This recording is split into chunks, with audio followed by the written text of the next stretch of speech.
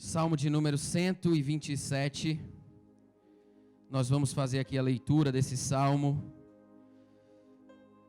Nós já pregamos a respeito desse salmo aqui determinada vez.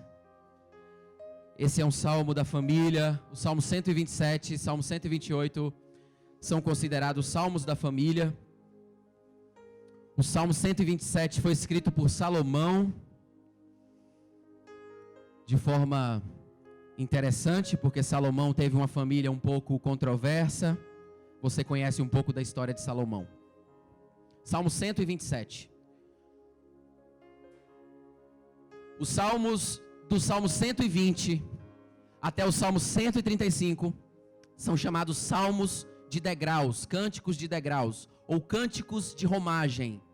Cânticos de degraus ou cântico de romagem. A interpretação mais conhecida e talvez a mais correta, a mais acertada a respeito de por que esses salmos são chamados de cânticos de degraus. Quantas bíblias aqui estão no subtítulo Cânticos de Degraus? Levanta a mão. Salmo 127 e embaixo Cânticos de Degraus. Tem alguém com essa palavra, com essa expressão? Provavelmente porque o povo de Israel, quando subia para o templo, para Jerusalém, como Jerusalém fica num lugar muito alto, fica num pico, fica numa montanha, então eles subiam como em degraus, cantando o Salmo 120 até o Salmo 135. Por isso que são cânticos de degraus ou cântico de romagem, que dá quase no mesmo, porque cântico de romagem quer dizer peregrinação religiosa. Então era mais ou menos isso que acontecia. Do Salmo 120 até o Salmo 135, 15 salmos, são salmos que têm esse sentido. Então é uma curiosidade interessante para você aprender toda vez que você lê, toda vez que você vê aí o subtítulo na sua Bíblia, cântico de degrau, cântico de romagem. São salmos que têm esse sentido, sentido de culto, sentido de subida em relação à adoração a Deus. Então as pessoas, é como se você saísse de sua casa para vir para a igreja e salmodiasse do Salmo 120 até o Salmo 135, fosse cantando esses salmos até que você chegasse à igreja e finalmente você concluísse a trajetória de música, a trajetória cantada dos salmos. Mas particularmente o Salmo 127 e Salmo 128, como eu disse, são considerados salmos de família, salmos da família, porque tratam sobre família. O Salmo 128 não tem um autor definido, pelo menos conhecido, mas o Salmo 127, de forma engraçada até, de forma irônica até, o Salmo 127 foi um salmo escrito por Salomão, já que Salomão não teve uma família muito sólida, muito consolidada, porque foi um homem que teve milhares de mulheres, muitas mulheres, né? Você conhece um pouco da história de Salomão, e por conta disso, Salomão não galgou mais espaços na sua vida espiritual. Esse é o contexto histórico, esse é o contexto mais formal do Salmo 127, mas eu não quero entrar nas entrelinhas formais do Salmo 127. É um cântico de degraus, repita comigo, cântico de degraus, ou cântico de romagem. Mas não é essa a intenção é realmente falar e tratar sobre família, projeto de Deus nessa noite. Eu gostaria de trazer uma abordagem dentro do Salmo 127, nessa linha, nesse sentido, e tocar em você. Eu oro nessa noite, em nome de Jesus, para que o Espírito Santo de alguma forma toque no seu coração, dentro de algumas dessas reflexões, dos versos 1 a 5 que tem aqui no Salmo 127, para que a sua família seja restaurada, para que a sua família seja transformada, aperfeiçoada, para que o óleo da unção, que talvez esteja pela metade na sua família, esse óleo possa se completar. O óleo da unção que talvez esteja até cheio na vida da sua família, esse óleo possa transbordar nessa noite. E se você estiver vazio, se a sua família estiver vazia da presença de Deus, que esse óleo nessa noite possa ser cheio, que esse vaso, o vaso da sua família possa ser cheio, de modo que a sua casa, a sua família, os seus filhos, a sua esposa, o seu marido, a sua mãe, o seu pai, todos estejam sempre na presença de Deus. E você, sacerdote, sacerdotisa que está aqui nessa noite, que você possa ser um condutor da presença de Deus, que você possa ser um canal da presença de Deus para a sua família. Amém? Ainda que todos sejam cristãos, que você possa ser aquele que se levanta para fazer o culto doméstico em casa, né? Aquele que toma iniciativa para fazer o culto doméstico, né? Às vezes um fica esperando pelo outro, e no final do mês, quando não rolou o culto doméstico, um fica culpando o outro porque o culto não aconteceu por causa do outro. Mas que nós possamos tomar essa responsabilidade para nós, a fim de que a nossa família não cultue apenas na igreja, aos domingos, não cultue apenas na igreja, nos dias de culto, mas que possa ter uma vida de culto, que a nossa família tenha uma vida de culto. Amém? O Salmo 127 diz o seguinte: se o Senhor não edificar a casa, em vão trabalham os que a edificam. Se o Senhor não proteger a cidade, em vão vigia a sentinela. Inútil vos será levantar de madrugada, repousar tarde, comer o pão de dores, pois ele o supre aos seus amados enquanto dormem. Os filhos são herança do Senhor, e o fruto do ventre é a sua recompensa. Como flechas na mão de um guerreiro, assim são os filhos da mocidade. Bem-aventurado o homem que com eles enche a sua aljava.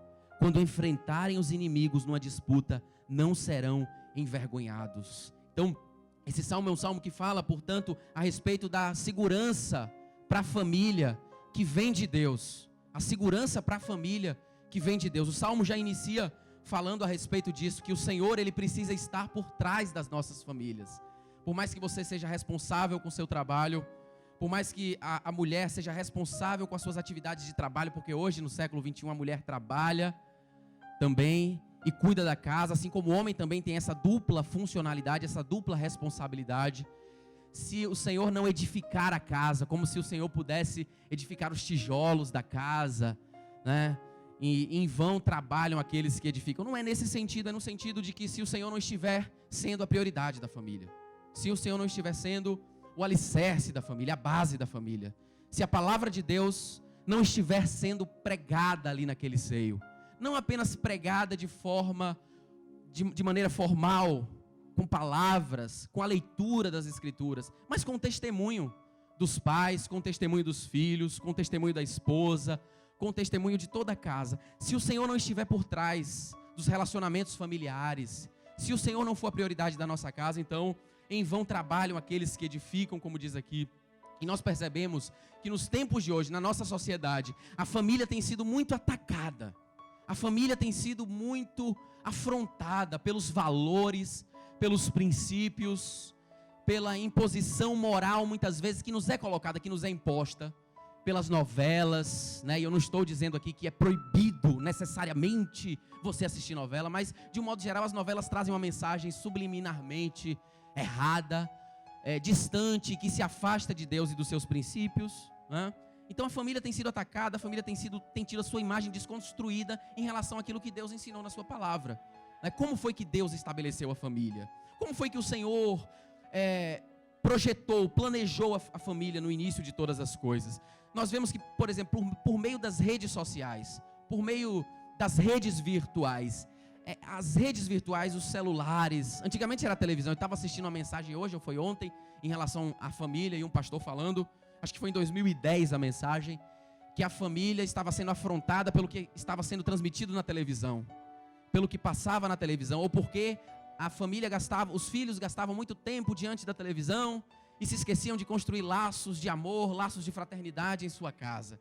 Hoje em dia, a televisão não tem sido mais esse grande vilão, né? Nós vemos que as redes sociais são os vilões, né? Certa vez eu fui repreendido na rua porque eu estava no celular e estava ali de uma forma aleatória no celular, e uma pessoa chegou e perguntou por que eu não estava dando atenção ali para minha família, né? Um pastor sendo repreendido dessa forma, né? Não é bom para o nosso testemunho, mas talvez você tenha se perdido ou esteja se perdendo nas redes sociais, nas redes virtuais, nos seus relacionamentos virtuais, e deixando os relacionamentos reais em segundo plano, e deixando os relacionamentos de carne e osso, de boca a boca, como eu estava falando com o Rômulo há pouco, em segundo plano. Talvez você tenha passado mais tempo utilizando o WhatsApp, utilizando as redes sociais. E eu não estou dizendo que as redes sociais, pelas redes sociais, são ruins. Eu tenho redes sociais, né? Eu tenho, e a maioria dos pastores que eu conheço também dispõe de redes sociais. Os cristãos têm redes sociais. Mas o problema é quando essas redes sociais afastam os relacionamentos, afastam o amor em casa, o momento de comunhão, o momento de jantar juntos, de almoçar juntos, de tomar café juntos, de fazer um culto, porque não há tempo para aquilo, já que o tempo e a energia estão sendo completamente gastos nessas coisas, porque redes sociais, por mais que você fique ali parado o tempo inteiro, gastam energia danada, né? Quando eu passo ali, às vezes 1 hora na rede social, quando eu termino eu me sinto cansado. Me sinto com a mente cansada. Vou tentar ler alguma coisa, por exemplo, e minhas energias foram sugadas ali pelas redes sociais. Será que essas energias não estão sendo sugadas a ponto de estar comprometendo a sua família? Nós precisamos atentar para isso. Hoje em dia, a desconstrução é tamanha em relação ao gênero, por exemplo, que eu não sei se você já viu, mas eu tenho alguns amigos meio intelectualizados aí, e eles passaram a comprometer a ideia de gênero, a colocar em xeque a ideia de gênero, de modo que não existe mais homem e mulher para eles. A pessoa é o que ela escolhe ser. Né? Você já viu isso? Isso é uma teoria de que o homem e a mulher não nascem homem e mulher. Eles nascem seres humanos, de preferência o O com o X no final, meninix ou meninix, né? Sem gênero exato, sem gênero definido. E aí ele vai construindo o seu gênero à medida que vai crescendo, à medida que vai amadurecendo. Mas isso afronta a palavra de Deus. Isso afronta as escrituras sagradas. A Bíblia diz que Deus criou homem e mulher.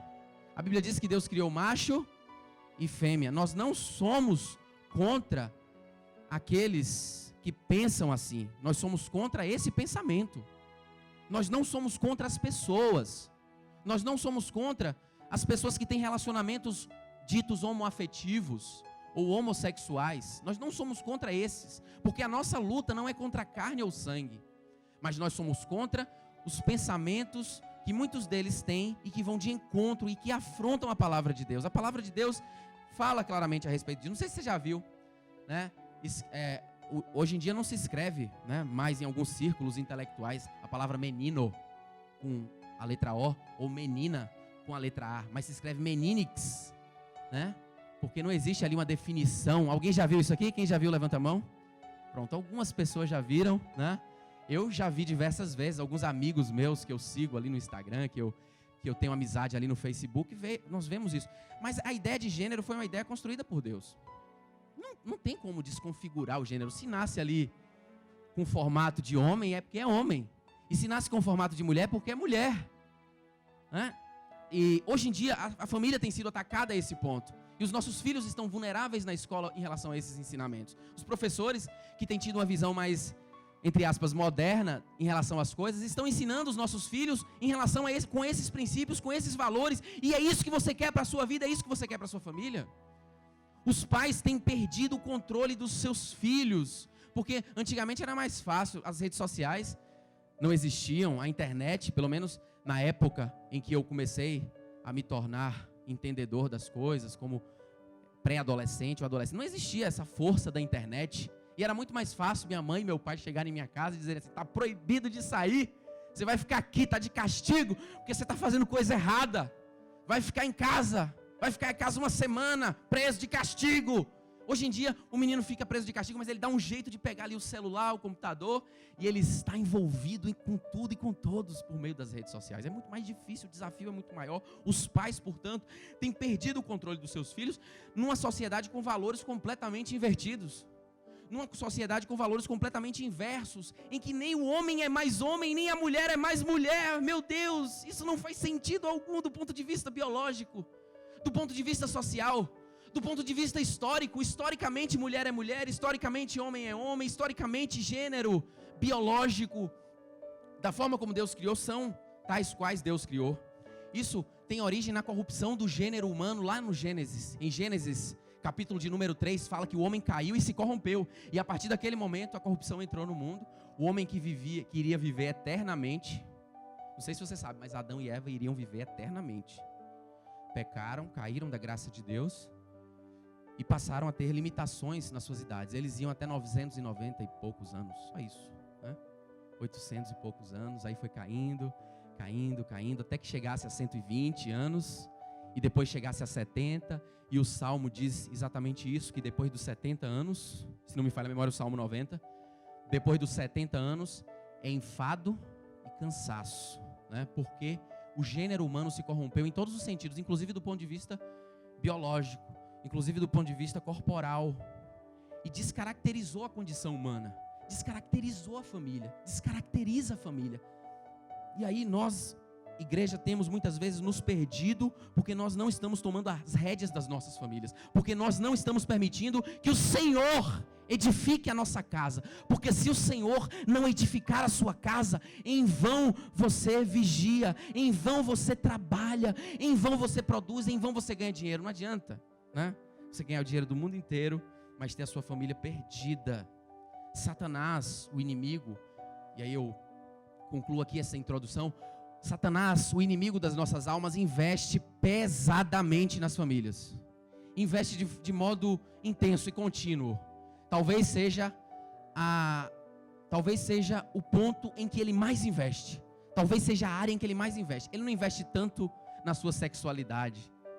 Ele não investe tanto na sua moralidade. Ele não investe tanto, mas na família. Ele investe na sexualidade, ele investe na moralidade para derrubar a família. O objetivo dele não é te derrubar moralmente, não é fazer você um depravado moral. O objetivo dele é destruir e desconfigurar a sua família. Porque família, repito, é projeto de Deus. Família é projeto de Deus, e nenhum sucesso nessa vida é um chavão de muitos pregadores, eu quero repetir aqui. Nenhum sucesso nessa vida justifica o fracasso de uma família. Nenhum sucesso nessa vida justifica os filhos nas drogas. Nenhum sucesso nessa vida justifica o meu filho estar repreendido em nome de Jesus, a minha filha afastados no futuro dos caminhos do Senhor. Nenhum sucesso. Por mais que você trabalhe, por mais que você se esforce, se a sua família não é prioridade em relação a colocar ela na presença de Deus, é um fracasso. Sua vida vai ser você pode estar com o bolso cheio de dinheiro, mas você é um fracassado. Você é pobre, cego e nu, como diz as Escrituras.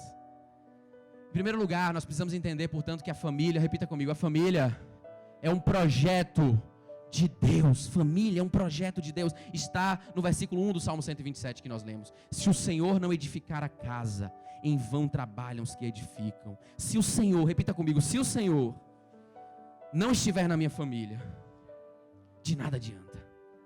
E aí continua o Salmo, se o Senhor não proteger a cidade, em vão vigia a sentinela. A família tem que ter a bênção de Deus sobre si. A família tem que ter o direcionamento diário, contínuo, constante da parte de Deus sobre ela. Vocês precisam orar juntos. Nós precisamos como família, e essa palavra é para mim também. Precisamos avivar as nossas famílias.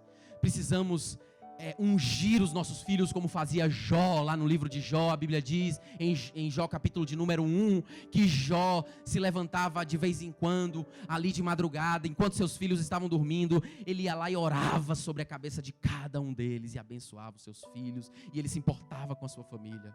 A família que tem a bênção de Deus sobre si é uma família próspera, é uma família bem-sucedida. Não estou falando do ponto de vista financeiro, estou falando do ponto de vista espiritual. E o espiritual, pode anotar isso na sua mente e no seu coração. O espiritual é o que determina todas as áreas da nossa vida. Se a nossa vida espiritual estiver bem, todas as demais áreas das nossas vidas estarão bem também. A família é um projeto de Deus. A família que tem a bênção de Deus sobre si é próspera. A família, meus irmãos e minhas irmãs, que o Senhor edifica, é uma instituição. A família é uma instituição. E eu não estou falando essa palavra aqui de uma forma normal qualquer. Instituição no sentido de que ela foi instituída por Deus, de que ela foi formada por Deus. Hoje em dia, casamento, desde quando eu entrei na faculdade de Direito, no ano de 2004, já tem muito tempo isso, né? Quando o Código Civil mudou do Código de 1916 para o Código de 2002, para o Código Civil de 2002, o casamento passou a ser um contrato, de modo que o homem e a mulher podem desfazer o contrato a qualquer tempo. Mas não o casamento, a criação dos filhos, a família de um modo geral, é uma instituição, Deus que instituiu, e o homem pode apagar ali no contratualmente falando, mas no coração de Deus aquela família continua existindo. Aquele homem e aquela mulher continuam ligados, porque essa é a vontade de Deus. Ainda que se separem, né? E o próprio Código Civil não permite que se fale, por exemplo, em ex-sogra ou ex-sogro. Ainda que você tenha se separado, né, de sua esposa, de seu marido, você não se separou do sogro, você continua com vínculo em relação a ele. É o que diz ali o Código Civil. Então, se ela é instituída por Deus, é Deus quem manda na família. Se ela é instituída por Deus, Deus fez regras, Deus fez normas para que essa família fosse estabelecida, cuidada, transformada, edificada. Porque, repita comigo, se o Senhor não edificar a casa, em vão a minha família existe. Então, se essa família é instituída por Deus, Ele criou alguns princípios que eu gostaria de destacar aqui, bem de forma en passant, sem muita profundidade. Mas um dos princípios é que essa família foi criada, foi instituída para a glória de Deus. A sua família não foi instituída para nascer, morrer, reproduzir, nascer, crescer, reproduzir-se e morrer. A sua família foi criada para glorificar o Senhor, para vocês juntos reconhecerem a Deus em todos os seus caminhos. Outro princípio é que a família ela deve ser afetiva. Você não gera filhos e esses filhos são apenas bolas de carne que você lança no mundo, né? E eles vão viver ali de uma forma aleatória. A família é afetiva. Precisa haver afeto, precisa haver amor. Precisa haver amor. E foi Deus quem criou isso. Deus que criou o amor familiar. Você tem que dispensar amor em relação aos seus filhos. Meu Deus, como eu fico preocupado quando eu me tranco no meu quarto e passo ali 8 horas estudando. E eu fico pensando, poxa, eu não dei nenhuma atençãozinha para Davi ainda, para Catarina. Eu preciso sair aqui desse quarto, né? Olhar a luz do sol e brincar com o meu filho de bicicleta, que fica muitas vezes ali em casa. Nossa casa, ela não é muito grande. E eles ficam ali em casa rodando, né? Davi fica rodando ali com a bicicleta dentro da varanda mesmo, né? Tentando despejar a sua energia ao léu, ao vento, né? E muitas vezes o pai não faz isso. Nós precisamos dar afeto, nós precisamos dar carinho. Talvez a sua família esteja mal sucedida porque você não está dando afeto, carinho, amor, tempo para o seu filho, tempo para a sua esposa. E essa palavra é uma palavra para todos nós. Eu sei que você está se encaixando de alguma forma nela. A família instituída por Deus também tem outros princípios. Por exemplo, ela é monogâmica, né? Ainda que a Bíblia fale de diversos casamentos poligâmicos, heterogâmicos, né? De homens que se casaram com diversas mulheres. Por exemplo, o rei Davi se casou com 8 mulheres, Salomão teve 1000 mulheres. A família ela é monogâmica. O homem deve se casar apenas com a mulher deve se casar apenas com um homem no curso de sua vida. A família também é heterossexual. Está escrito em diversos momentos da Bíblia. Nós não somos violentos com aqueles que optaram pela homossexualidade. Nós não odiamos os homossexuais. Nós amamos os homossexuais. Mas nós temos a palavra de Deus com a gente. Nós temos o Gênesis, que fala que Deus criou o homem e a mulher. Nós temos Romanos capítulo 1, que diz que se existe relação entre um homem e entre o homem, um homem e outro homem, e uma mulher e uma outra mulher, essa relação é uma relação condenada diante dos olhos de Deus. Deus condena não o homem, não as pessoas, mas condena as práticas. Porque não foi esse o modo pelo qual Deus fez o homem e a mulher. Não foi essa família que Deus quis constituir. E depois você vai na sua casa e confere Romanos capítulo 1 para você ver se eu estou certo ou se eu estou errado. E não apenas Romanos capítulo 1, mas Gênesis, mas diversos outros textos da Bíblia. Apocalipse, que fala de uma forma pesada, né? Para domingo à noite, assim. Mas a gente tem que falar porque a Bíblia aqui, os efeminados, por exemplo, eles não herdarão o reino dos céus. Está lá escrito de uma forma clara e evidente. Então a família, ela deve glorificar a Deus. Repita comigo, ela deve glorificar a Deus. Ela é afetiva. Ela é monogâmica. Ela é heterossexual. A família precisa ter fidelidade entre si, entre os seus pares, entre os seus componentes. Precisa haver uma fidelidade do pai em relação ao filho, da esposa em relação ao marido. Não pode haver infidelidade conjugal, infidelidade matrimonial. Isso é um princípio, não é um princípio do Código Civil, não, brasileiro, ou do Código Civil indiano, ou do Código Civil norte-americano, da Constituição norte-americana, não. É um princípio divino de que deve haver fidelidade conjugal, deve haver fidelidade. Você precisa ser fiel à sua esposa precisa ser fiel a você. Vocês precisam cultivar isso. Quando vocês disseram sim um para o outro, esse sim tem que ser para a vida inteira. E vocês precisam ser fiéis em tudo, não apenas do ponto de vista sexual, mas também orando sempre um pelo outro, colocando sempre a vida um do outro no altar de Deus. Então repita comigo, a família é um projeto de Deus, é uma instituição. Se ela é instituída, ela tem alguns princípios. E alguns dos princípios são esses que eu falei para vocês nessa noite. Em segundo lugar, a família ela deve ser tratada com o máximo de empenho, como está aqui escrito no Salmo 127, no versículo 2.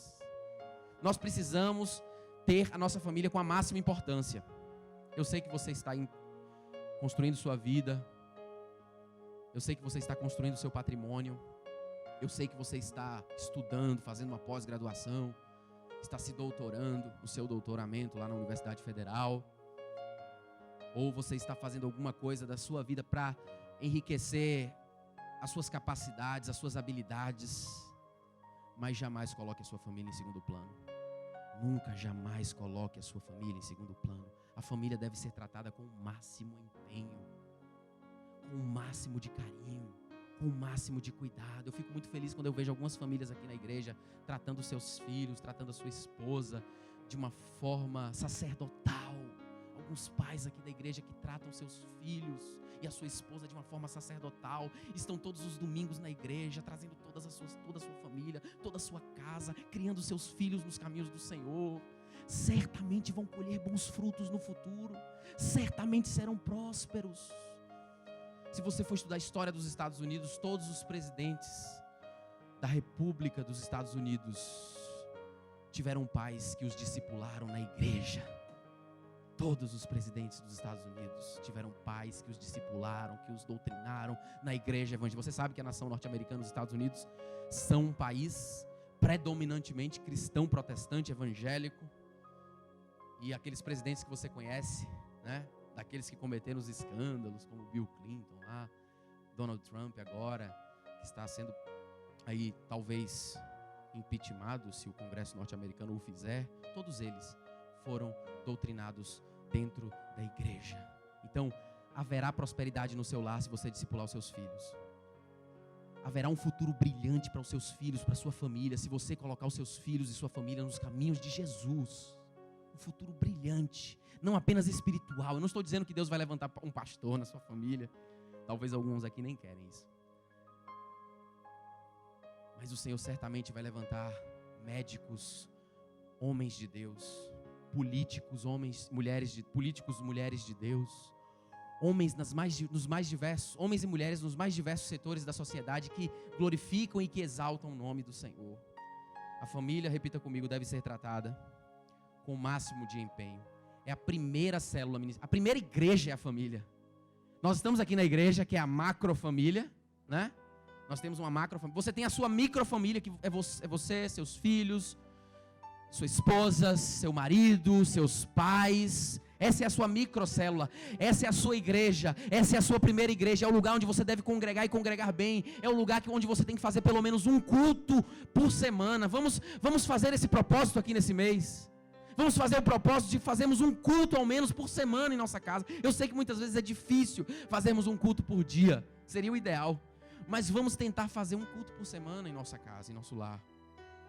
Porque é a primeira igreja, é a primeira célula, a família. Vamos fazer essa campanha. Porque, como o exemplo de Davi, que eu falei para vocês, que teve 8 esposas, teve 8 mulheres, nós não podemos seguir o exemplo dele nessa área. Porque Davi era um homem segundo o coração de Deus, mas errava pra caramba, né? Mas cometia erros assim, absurdos. Tantas conquistas fora dos portões que Davi tinha, mas tantas derrotas dentro de casa.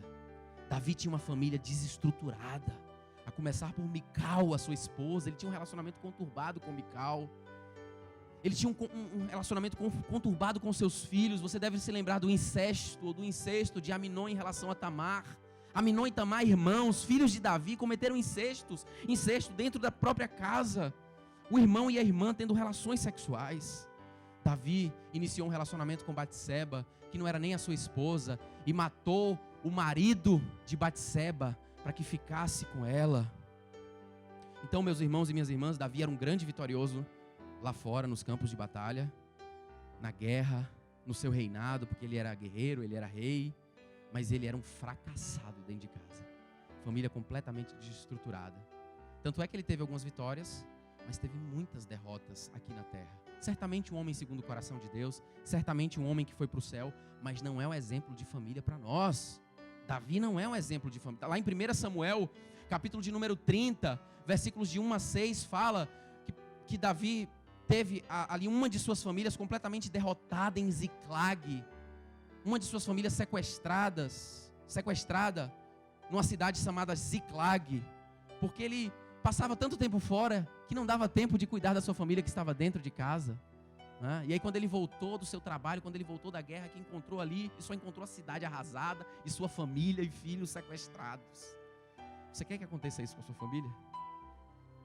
Sua família, seus filhos sejam sequestrados, não pelos amalequitas, como foi no caso de Davi, mas por Satanás. Satanás está sequestrando muitos filhos. Satanás está conduzindo muitos filhos ao suicídio. Satanás, por meio das redes sociais, e eu não estou demonizando completamente aqui a rede social em si, porque a nossa luta não é contra a carne e o sangue, a nossa luta é contra os principados e potestades. Mas por meio de tudo isso, de toda essa mudança na dinâmica do mundo, o diabo está roubando os nossos filhos. E nós estamos sendo muitas vezes Davis, com as famílias desestruturadas. Antes de você ganhar uma fortuna, meu querido e minha querida, a sua família deve estar guardada em Deus. Antes de você construir um patrimônio enorme, imenso, tenha os seus filhos criados em sujeição a você e ao Senhor. Vamos ter esse empenho, porque certamente o Senhor vai nos abençoar se nós fizermos isso. Certamente o Senhor está olhando para você e vendo o seu esforço para cuidar e para colocar os seus filhos nos caminhos do Senhor. Ele verá o seu esforço e vai te abençoar. Você vai comer o melhor dessa terra, conforme Isaías capítulo 1, versículo 19, que diz o seguinte: se quiseres e me ouvires, comereis o melhor dessa terra. Mas tem uma conjunção inicial. Tem um porém, tem uma condicional no início. Se quiserem, se vocês quiserem, se vocês apresentarem as suas famílias como Jó fazia, vocês comerão o melhor dessa terra, sua família comerá o melhor dessa terra. Você pode não ser o homem mais rico, você poderá até não ser no futuro o homem ou a mulher mais rica dessa terra, mas certamente você será o mais rico dessa terra em alegria, em felicidade, de ver que o seu filho e a sua filha cresceram num lar estruturado por Jesus. O apóstolo Paulo não teve família.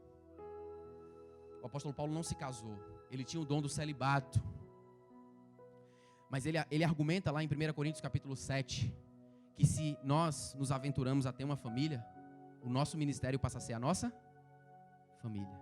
Ele optou por não ter família para que ele pudesse se dedicar completamente à obra de Deus. Mas a partir do momento, está escrito lá em 1 Coríntios capítulo 7, depois você pesquisa e vê. Se você optou por ter uma família, por se casar e por ter filhos, você vai ter que ralar para concentrar os seus filhos nos caminhos do Senhor. E aí, algumas orientações rapidamente específicas aqui para os homens casados. Homens, a Bíblia diz em Efésios capítulo 5, versículo 25, que o homem deve amar a sua esposa como Cristo amou a igreja. E amar isso não quer dizer que você tem que ficar dizendo todo dia, né, para sua esposa: eu te amo, eu te amo, eu te amo. Fica até meloso demais, né? Fica chato até, né? Lambendo todo dia ali a esposa. Mas amar é agir. Amar é ter ação concentrada de afeto, de carinho, ação. Amar, em primeiro lugar, é ação. O homem deve amar a sua esposa comparativamente a Cristo. E como Cristo amou a sua igreja. Em relação às mulheres, isso está escrito em Efésios 5, 25. Vamos abrir Efésios capítulo 5, versículo 25, para que você possa ver isso. Efésios capítulo 5, versículo 25, diz: maridos, cada um de vós ame a sua mulher, assim como Cristo amou a igreja e a si mesmo se entregou por ela. O homem tem que se entregar pela sua esposa. É um esforço que nós precisamos fazer. Nós amamos afetivamente a nossa esposa, mas nós temos que amar em todos os caminhos. Nós temos que proteger, nós temos que guardar, nós temos que cuidar. E em relação à mulher, a Bíblia diz que a mulher deve ser sábia, sem rixas. A mulher não deve ser rixosa. E aí eu queria que você fosse para Provérbios capítulo 21, versículo 9. Porque a mulher sábia, ela edifica a sua casa, mas a tola a destrói com as suas próprias mãos. Vamos para Provérbios capítulo 21, versículo 9. Para que você veja o que a sabedoria do Salomão em Provérbios nos ensina. Provérbios capítulo 21, versículo 9, que diz o seguinte: é melhor morar num canto de eirado, num cantinho ali deslocado, do que dentro de casa ter uma mulher briguenta.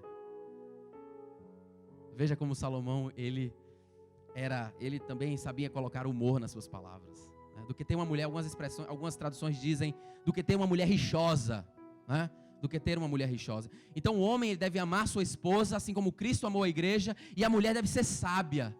Ela não deve ser briguenta. Ela deve lutar pelo seu lar, mas não deve ser briguenta. Não deve ser briguenta o tempo inteiro, porque é melhor morar num canto de eirado, como diz aqui o sábio Salomão, do que dentro de casa ter uma mulher briguenta, uma mulher rixosa. E os filhos devem ser sujeitos aos seus pais até o fim da vida, né? Devem honrar aos seus pais até o final de suas vidas. Algumas orientações, portanto, práticas, e nós já estamos encerrando aqui essa reflexão a respeito da família. E por fim, a família, conforme nós lemos no Salmo 127, a família deve atingir seus propósitos eternos. A família deve atingir os seus propósitos eternos. Nós lemos o Salmo 127 e eu estou tirando isso do Salmo 127. Existe uma razão, existe um objetivo, digo um objetivo para eu constituir uma família. Ela deve atingir alguns propósitos eternos. Um propósito que deve passar de geração a geração. Um propósito que foi estabelecido lá no Gênesis também, quando o Senhor disse: agora vocês foram criados, homem e mulher. O homem já tem a sua ajudadora, a sua auxiliadora, que foi tirada da sua costela, está aí, pronto. Vocês estão vivendo aqui felizes. Agora vão e procriem, né? É assim que está escrito: vão e procriem, povoem a terra, encham a terra. Para quê? Para que o evangelho seja perpetuado, para que os princípios cristãos sejam perpetuados. Eu não sei se vocês sabem, mas em 20 anos, hoje a população cristã é a maior população do mundo. Mas daqui a 20 anos não vai ser assim. Aí você pode dizer misericórdia. Em 20 anos, os muçulmanos vão superar os cristãos em número de pessoas na terra. Porque os muçulmanos, eles têm uma média de 3 filhos por família, né? Isso porque o homem, ele se casa com várias mulheres, né? Então, existe uma ordem de Deus. E aí, é claro, as famílias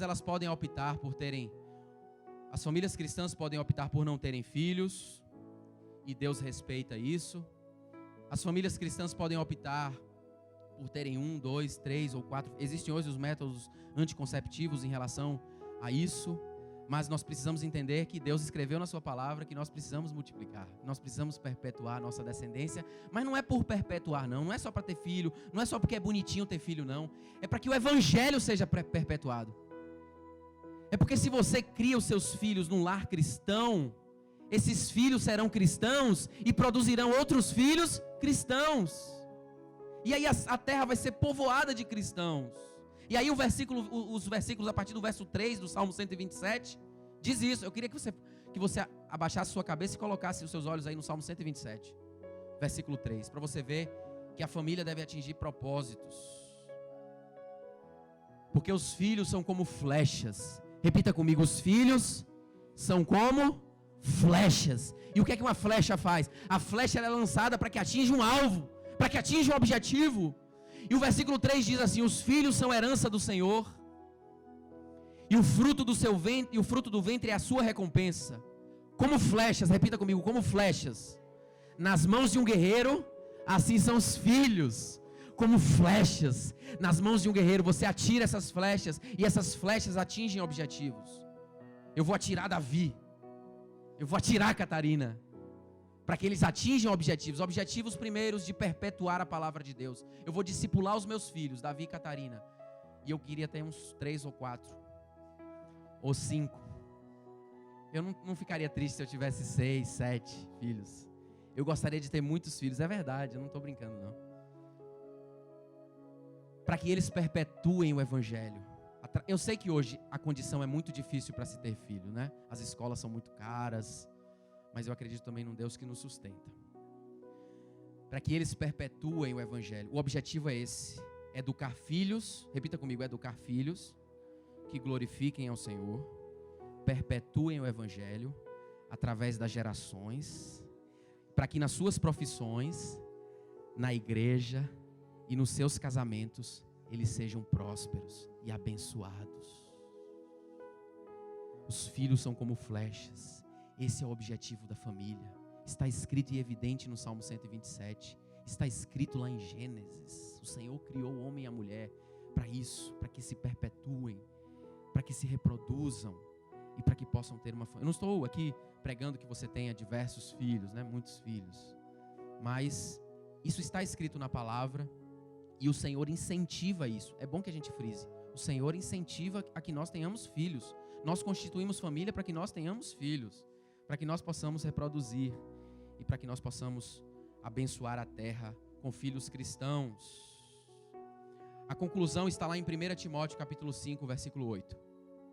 Vamos concluir essa mensagem com 1 Timóteo, capítulo de número 5, versículo 8. A família, repita comigo, é um projeto de Deus, mas nós precisamos tomar muito cuidado, porque o inimigo está aí. A sociedade está cada vez mais agressiva. As mídias, a política, os governos, enfim, a sociedade está cada vez mais agressiva para tirar os nossos filhos de nós, para roubar a nossa família de nós, para roubar os relacionamentos, para fazer com que os casais se separem.